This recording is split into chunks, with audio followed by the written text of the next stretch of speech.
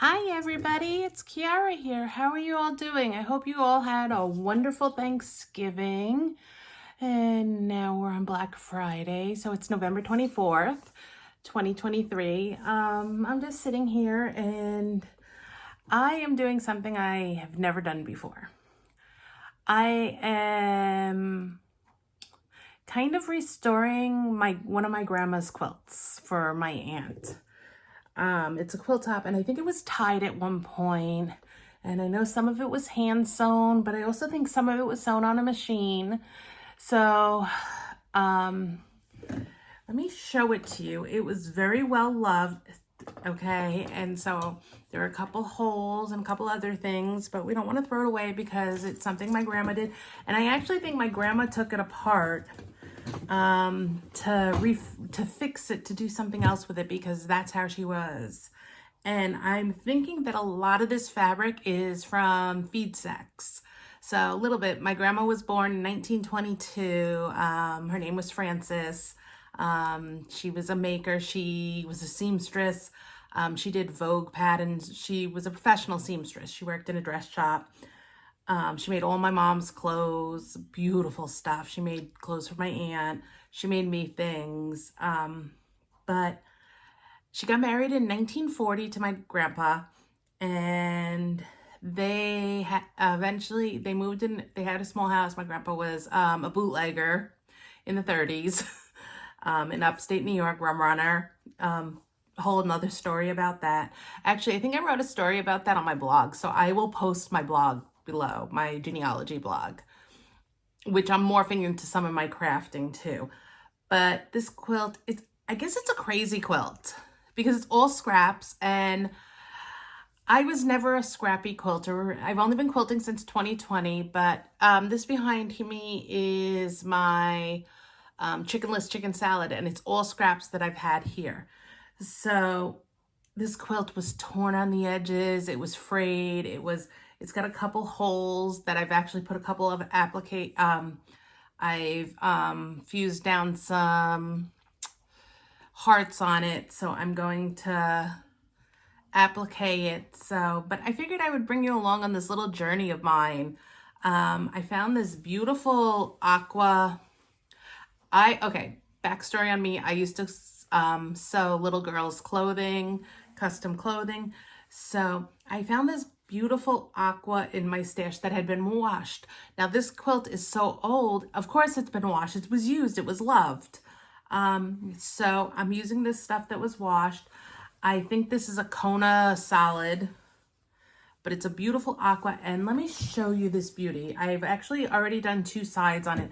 This puppy is a big one. It's like 58 by 85. At least that was before I trimmed it. I did trim it some because it was so frayed in a couple spots that honestly I don't know what got into it, and I wanna stabilize it so we can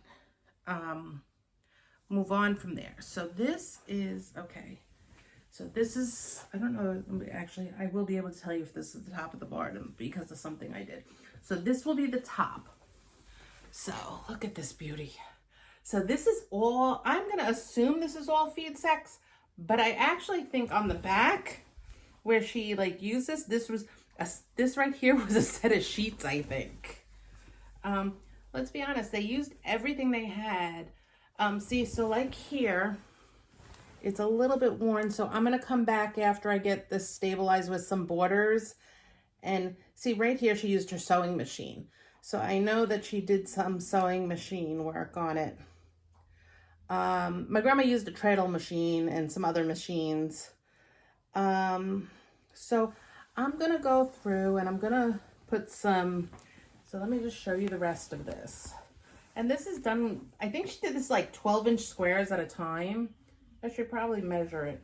See, like right here, she patched it once before, right over here with this material, because in the back it's got like black thread. So I'm thinking grandma used whatever she had. So let's see. I've put a couple hearts here, so let's see if I can show you. Okay, here. This in one of the join spots was, so I fused this little heart right here down. So I figured that I would fuse some hearts down on it. So I've trimmed it on all four sides. I ended up taking about 1 inch off it but you could see how big she is. So I put a border, and now I'm gonna pin and do the next border. And then I found this beautiful other fabric at my stash. Let me see what I do with it, so I could show it to you. Oh. Guys, what did I do with it? All right, let me pin these sides and we'll do this, and then I will show you the second fabric I showed. Oh, there it is. I have this beautiful purple, I think this is a Riley Blake fabric that I have had in my stash forever. Is it? Let's see who this is. Is it Riley Blake or is it Moda? It's a really old line, but I will tell you what it is. Oh, it's a Japanese fabric. Oh, I'm sorry. This is not Riley Blake. This is the Floral Collection Rococo Suite, printed by Lycian in Japan. This is Japanese fabric. So let me show you this, because this is gorgeous. I just wanted it because it was muted. It's not going to take away from the busyness of the other thing. So this is going to be my second border. This is a 2.5 inch strip. So I think I'm only going to do like a 3.5 on this, because I don't want to make this thing huge. And I'm thinking of quilting it on Miss Moxie with just a meander or loops, but very, very loose quilted. Oh, excuse me. So that's what I'm doing. So I'm going to add these borders, and then I'm going to cut out the second set of borders. It's already late here. It's like, oh, I can't tell you what time it is because I'm filming on my phone. I was just looking for my phone. How crazy is that? Actually I can. It's 5 to 8 here. So I am going to put on my 2 end borders. And then I am going to I'm going to iron my other fabric, which had been washed because I had been planning to make a Rapunzel dress out of that years ago. I started sewing in 2010. So, I didn't do any of this stuff when my grandma was alive, and every day I kick myself. I actually have a tree skirt here, and my mom is in Arkansas from New York, and I'm gonna make her come over on Sunday and show me what I need to do this tree skirt, or just explain it to me. But she says she makes her square, and I'm gonna do a round one, because why not? Make my life a little bit difficult. But I'm so excited about this. So when I cut out my second borders, I'll do another short video about it, and then I'll show you it before, because I do need to get a backing for this. I don't have, all of the backing materials I have are spoken for. But that's what I'm up to right now. I mean, it's a month to Christmas. I'd love to get this done to show it to my aunt, and because then I need to wash this beauty. Because she really needs to be washed, but I didn't want to wash her without stabilizing her at all. So I'm going to wash her. I'm going to quilt her.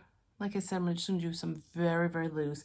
I thought about doing straight lines, but she's got so much going on that I want to do something to her. And I just think that if I do a meander or a swirly loop meander, she will be stabilized more.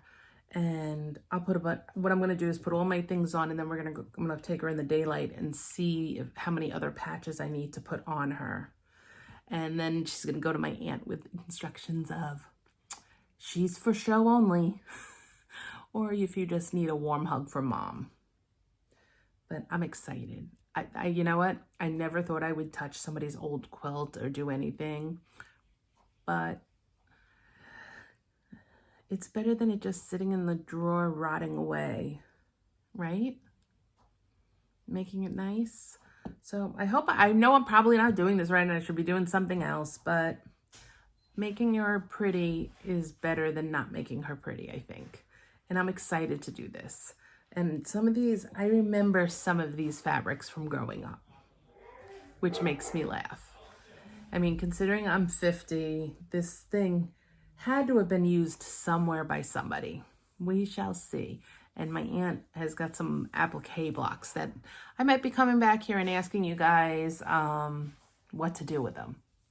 So I hope you all have a wonderful Friday night. Have a great night, and I will talk to you all soon. Bye-bye.